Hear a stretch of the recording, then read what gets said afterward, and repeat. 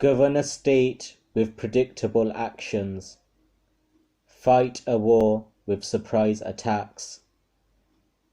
But the universe becomes ours only by eliminating coercive acts. By not doing, nothing lacks. How do we know these lessons? By tuning into our essence. The more prohibitions there are, the poorer the people become. The more deadly weapons there are, the more our fears turn us numb. When craftiness spreads far, the more bizarre what is done. The stricter the laws there are, the less the robbers run. Therefore the wise know to make no one a foe. The less coercing we do, the more tranquillities grow.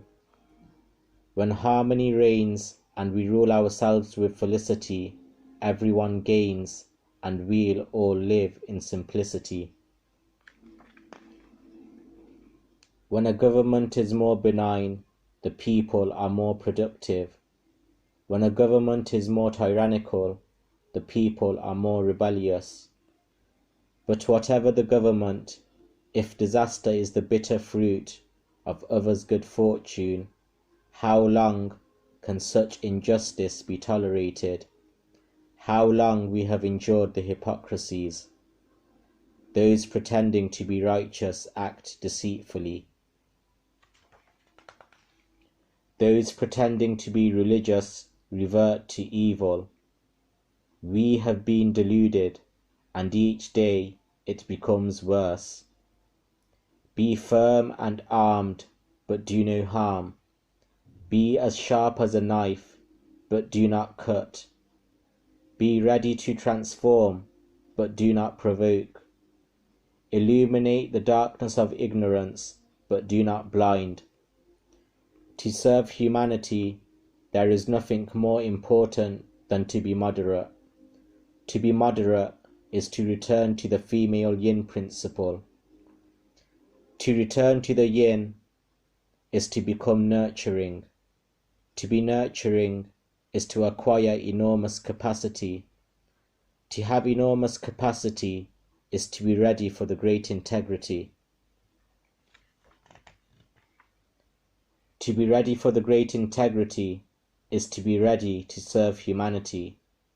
In this way, we will become firmly planted in the great integrity, the pathway to a clear vision and a long life.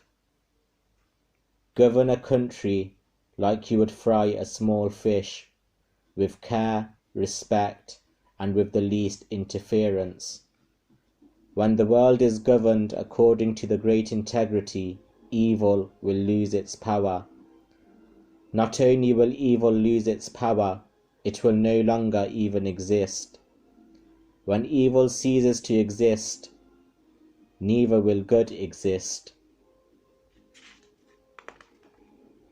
Without good and evil, we simply will live totally in our human natures.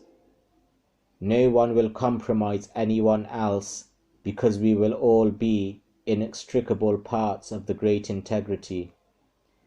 In our era, when the great integrity has been lost, separate states have arisen. Some become very large, others remain very small. When the larger ones try to conquer the small, at first the smaller ones are defeated, even though yang aggression meets yang resistance. But death stalks the people on both sides of war. Is it not better for great countries to be like vast low-lying lands into which all streams passively go, and the smaller countries, like the innocent streams, can be welcomed at the end of their passage by wide open arms, calmly receiving their flow?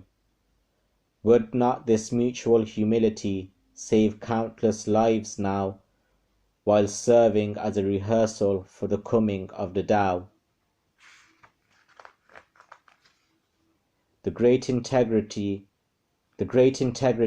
is the sanctuary of all human beings. For those who are honest and caring, it is a guide and a treasure. For those who are dishonest and deceitful, it is also a treasure, because a good word can rationalize a selfish act, and because a good act now and then can serve as a mask for living extravagantly from the misery of others. Since the great integrity is so universally acknowledged, don't cast away those who use it opportunistically. Rather cast away the opportunities to live selfishly, so that the great integrity can more fully permeate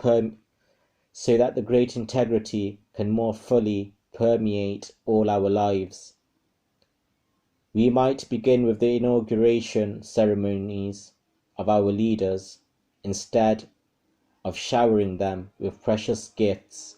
Instead of the public swearing of meaningless oaths, why not share a meditation on the great integrity as a prelude to its comprehensive embrace? Act without acting on, work without working at, enter bountifulness when it is still insufficiency, answer with kindness when faced with hostility. Begin a difficult task in its easy stage.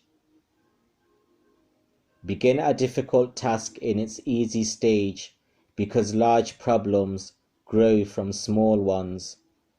Begin a large task in its formative state, because complex issues originate from simple ones. But beware of those who promise quick and easy solutions, accept problems as challenges. In this way, the sage accomplishes great tasks without ever having to struggle with them.